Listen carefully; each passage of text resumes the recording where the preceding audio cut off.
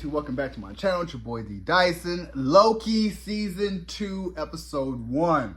Man, I am very happy for it, where we are, and I feel like the MCU is back with the timeline and back with going forward with the story of the multiverse saga. And we jump right back into where we left off from Loki Season 1, where Loki is looking at Morbius and Hunter B-15 of what's going on. Like, who are you and why don't you know? And finds out later on that Loki is in the past.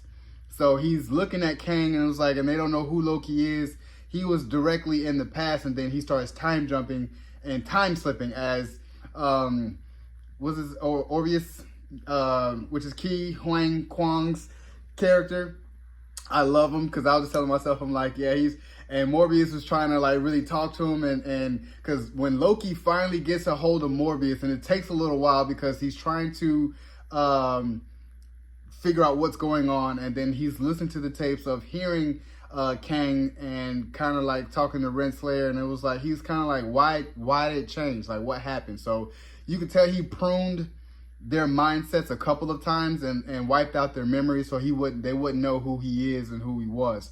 And he kept saying who remains, and Morbius is kind of like, man, why does he keep saying that? It sounds, and I was like, everything about this episode, I was like, man, it made me smile, made me chuckle a little bit, and trying to figure out what's going on. And I was like, yeah, this is definitely having me just on my seat, like, we're back, because now Loki is playing that hero aspect, like, no, man, we really need to stop this dude. This dude, he's a big baddie, and it's worse because he's messing with time. So that's why I'm just like, yeah, I could tell Loki in this season is going to have that hero cape on, but you're going to know that he's still a villain.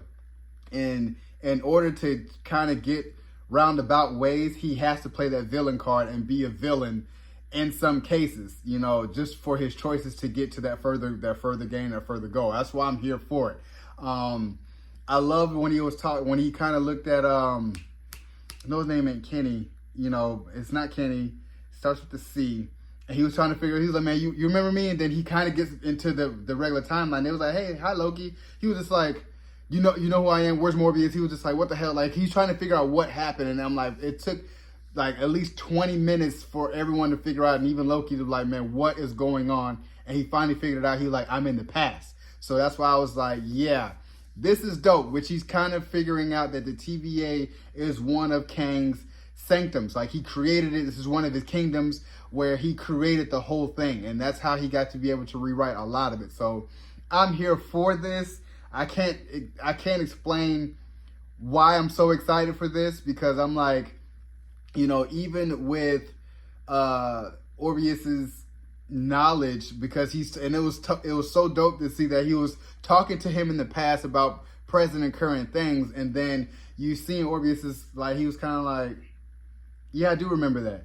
Yeah, I do have that. And I was kind of like, because he's there for hundreds and hundreds of years, and he was just like, yeah, Morbius. He said, yeah, Morbius is trying to figure out who he was. He said, I do know you, and he's just making it up, and he's just wrong about everything. And he was just like, yeah, you could tell that Morbius has been pruned more than, a couple times. So that's why I'm like, yeah, this is going to be dope, and trying to find who Morbius really is, before getting pruned, so he can find out, like, okay, yeah, all of it is based off of a lie.